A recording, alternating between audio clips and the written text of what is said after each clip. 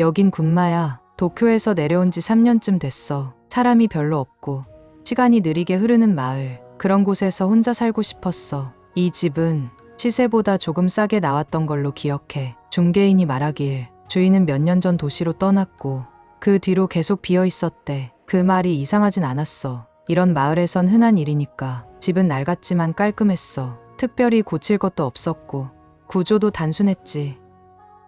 현관 옆에 작은 다다미 방이 하나 있어. 6장 크기, 창 하나, 벽장 하나, 그리고 구석에 흰 도자기 꽃병이 놓여 있었어. 중개인은 그 방엔 별다른 설명도 하지 않았어. 그냥 지나가던 문을 열어 보여주고 다시 닫았지. 아마 신경 쓰지 않았던 것 같아. 하지만 나는 그 방이 너무 마음에 들었어. 조용히 앉아 명상을 하거나 다도를 하면 좋겠다고 생각했거든. 그래서 바로 구매를 결정하고 곧 이사를 했지. 그때가 4월이었어. 봄 내음이 가득한 때였지.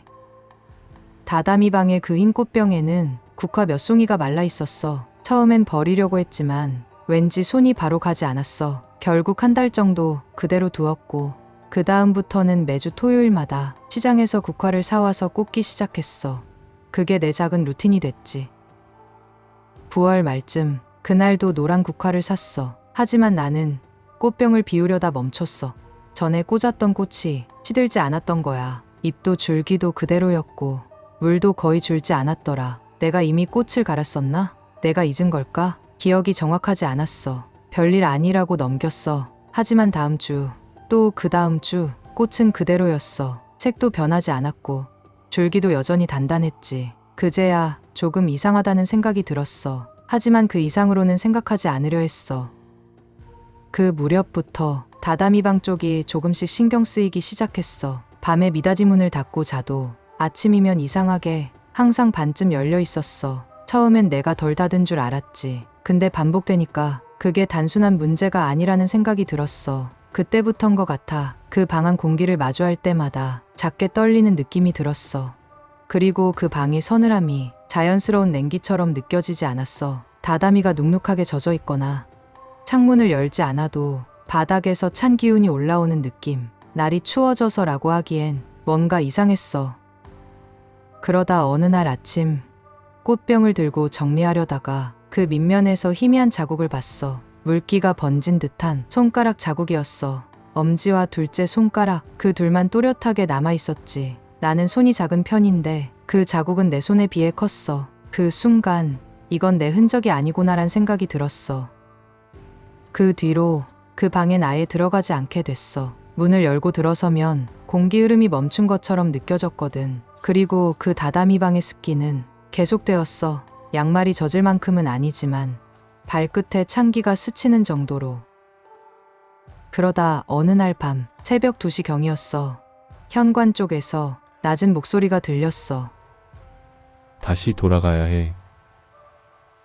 단 한마디였는데 그 말이 계속 머릿속에 맴돌았어. 다음 날 마을회관 게시판에 실종 전단이 붙었어. 가와무라 신지 37세 9월 12일부터 연락 두절. 이름은 낯설었지만 사진 속 얼굴은 어딘가 익숙했어. 어디서 봤을까 생각하다가 며칠 전 꾼 꿈이 떠올랐어.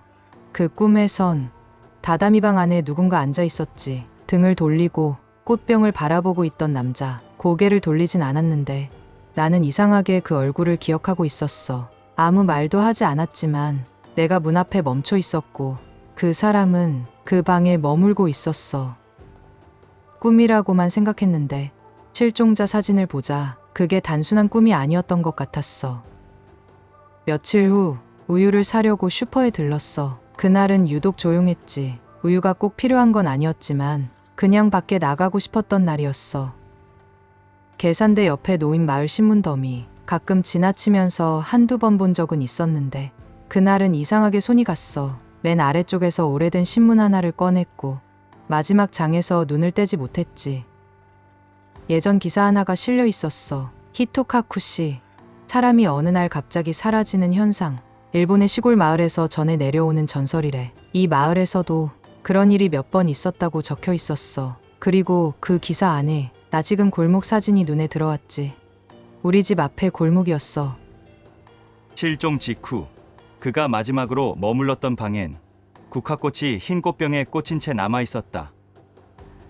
나는 그 문장을 몇 번이나 다시 읽었어. 그리고 떠올랐지. 처음 이 집을 봤을 때 그 꽃병은 이미 그 자리에 있었어. 국화도 말라 있었고 등에서 식은땀이 흘렀어. 만약 그 꽃병이 실종자의 흔적이었다면 나는 그 위에 또 다른 꽃을 얹은 거야. 매주 아무렇지 않게. 말라있던 국화는 잊히듯이 사라지고 있었을지도 몰라. 그 위에 나는 무심하게 새 꽃을 얹었고 깨끗한 물을 계속 담았지. 혹시 그 방은 내가 옮겨 담은 새 생명으로 인해 다시 깨어난 건 아닐까? 가와무라 씨가 실종된 시점, 그 무렵부터 꽃은 시들지 않았어. 전엔 며칠이면 바스라졌는데 그땐 그대로였어. 책도 줄기도 마치 그 방이 이제 다시 누군가를 새 생명을 얻었다는 듯이. 확신할 수는 없었지만 무언가 맞아 들어가고 있었어.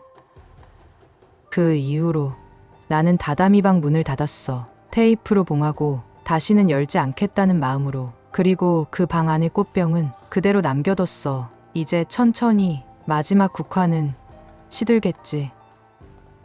그리고 며칠 전 우연히 알게 됐어. 그 실종자 가와무라 신지, 그 사람은 내가 이사를 오기 전에 한 달 정도 이 집에 머물렀었대. 자기 집 수도 공사 때문에 단기 임대로. 아마 중개인은 몰랐거나 중요하다고 생각하지 않았던 것 같아. 나도 이 일이 없었다면 대수롭지 않게 넘겼을 거야. 그러니까 그 사람은 이 집에 잠시라도 머물렀던 거야. 그렇다면 그 방은 혹시 머문 사람을 기억하고 다시 데려온 걸까? 그렇다면 나는 어떻게 해야 하는 걸까? 나는 지금 숨죽은 듯 조용히 하루하루를 버티고 있어. 특히 다다미 방 앞을 지날 땐 숨을 참게 돼. 혹시라도 그 방이 나를 기억하려 할까봐